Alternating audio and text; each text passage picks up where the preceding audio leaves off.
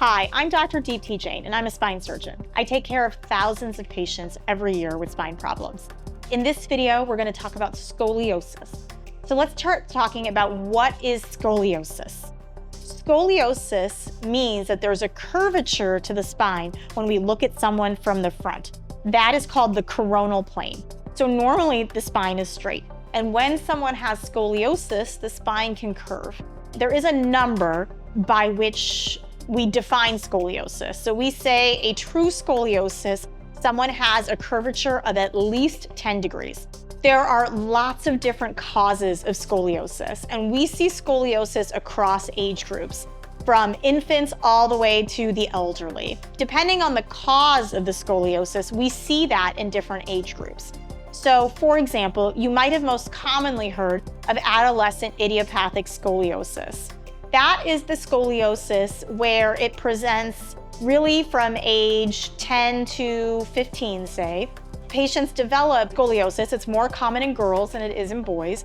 And patients develop a curvature in their spine. And the reason for developing that is not exactly known. And that is why it's called idiopathic. Idiopathic means we don't really know why. There's a lot of theories on various different risk factors, but ultimately we don't really know what causes it.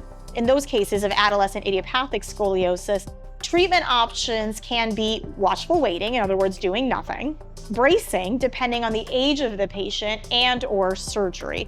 And again, a lot of that has to do with the severity of the curve. I definitely see, and what I more commonly treat as an adult spine surgeon, is scoliosis in the adult population. Some of those patients have scoliosis that they've known that they've had their whole life, since they were adolescents. Some of those patients develop scoliosis later in life. That is often most commonly called degenerative scoliosis. In other words, as the spine degenerates, as the disc degenerates, the spine can actually become a little curvy. And especially in degenerative scoliosis, it's really common to see what we call a fractional curve, one part of the curve in the lower part of the spine, often very commonly from L4 to S1, where there's another fractional curve right above it.